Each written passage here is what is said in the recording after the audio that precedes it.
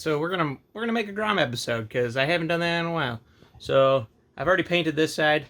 I'll show you how I painted how I painted on the other side.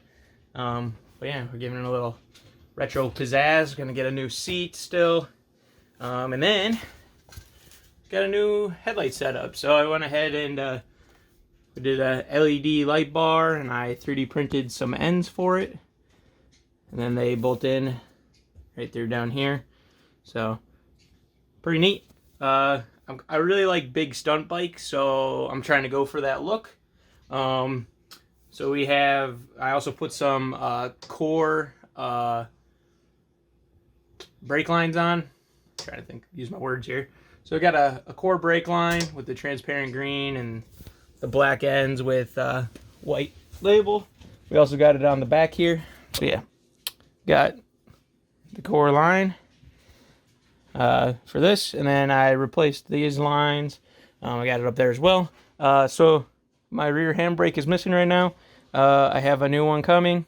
I got so before I bought MK Stunt's super budget kit, and it had like, I think it's actually like a Tao knockoff brake caliper, and then it had like this line, and then it came with a different clutch master than what I'm using, or brake master.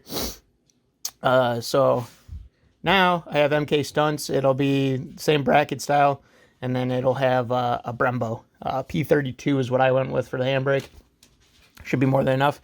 I'm used to the Tao, so, or the, you know, the budget one, so we should be good to go. I have same line coming for the handbrake.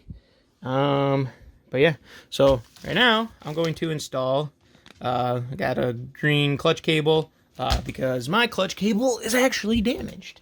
So if we look in here, yeah, so it got pretty messed up. Must have got stuck in between there and got churned, and then it messed it up. It works fine, but it's, you know, obviously that's not good. Water can get in there.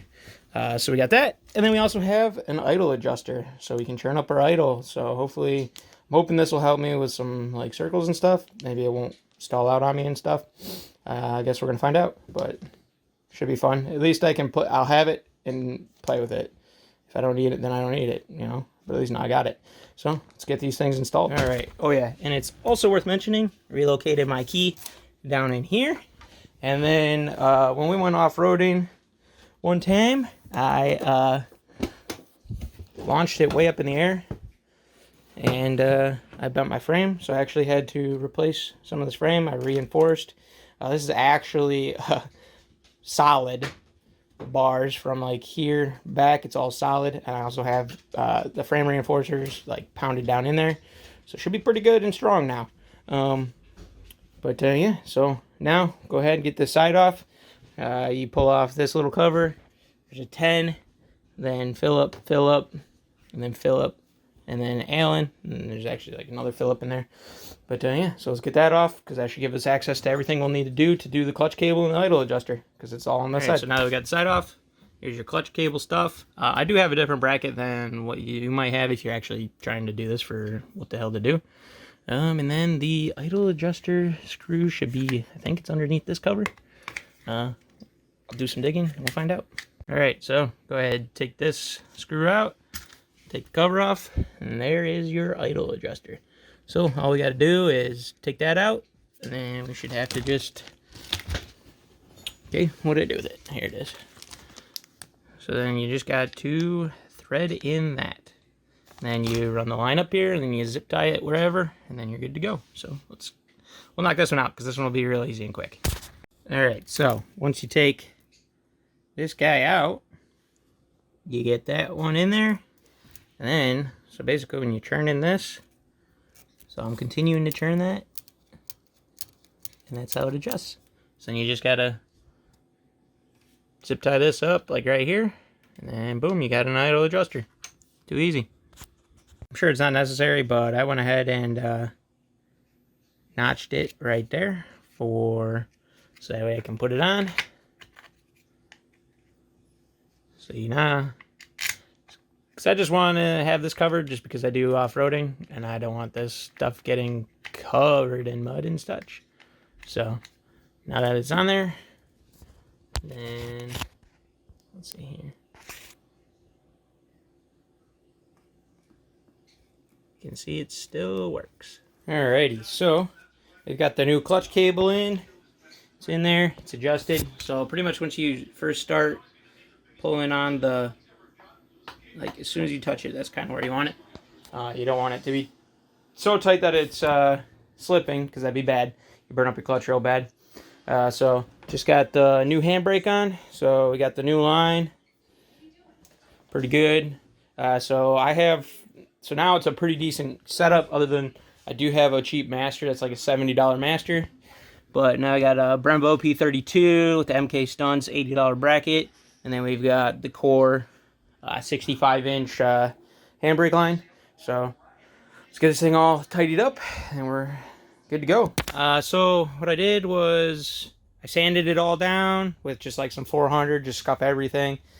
Clean it off with some mineral spirits, and then put down a white, it's a white primer. It's primer and a base coat. So it's white. So I put that down, and then basically you're going to just put whatever design you want in there. So the main thing is going to be that they're like all Rust-Oleum, because I did Krylon. I had Krylon for pink or whatever, and it reacted differently. And definitely the primer, because I've done it over, so I did my little RC all-wheel drive drifty boy with just like some 87-cent rattle can white as a base coat. And I sprayed that over it, and it cracked. It looked cool, but it wasn't the intended goal, but it turned out cool. So, but yeah, so go ahead and get the rest of these coats on. All right, so got the coats on there. Gonna let it dry. And then we have some black. We'll go ahead and just spray that into a cup, and then we'll stick a brush down in there. Probably one of these foam ones. They actually work pretty good.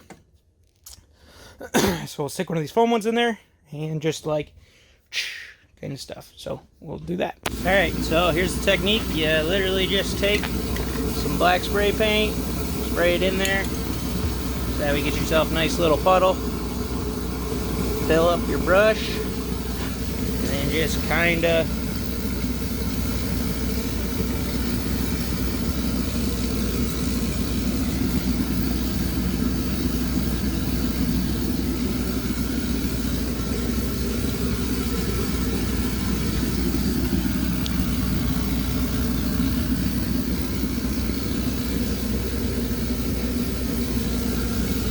boom, there we go. Alright, so got that boring seat. Let's put this on. And voila. So now the next thing I gotta do is weld on a titanium block. So we got this from Get Bent, and I just gotta weld it on. So I take this bike outside, and good thing it's snowing. So just get out here and put this on. Alright, well, I was hoping to end this video with some wheelies, but not exactly plausible. So we're done. Don't mind the mess in here.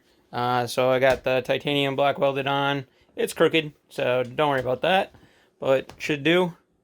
It's on there. Welds look like shit, so be sure to leave that kind of comment. The new seat is on there. This stuff is, I'm excited for that. That should be real nice for some seat standers and stuff like that. I've got some ideas of what I would like to try this year. Yeah, so we got that. We got both sides painted.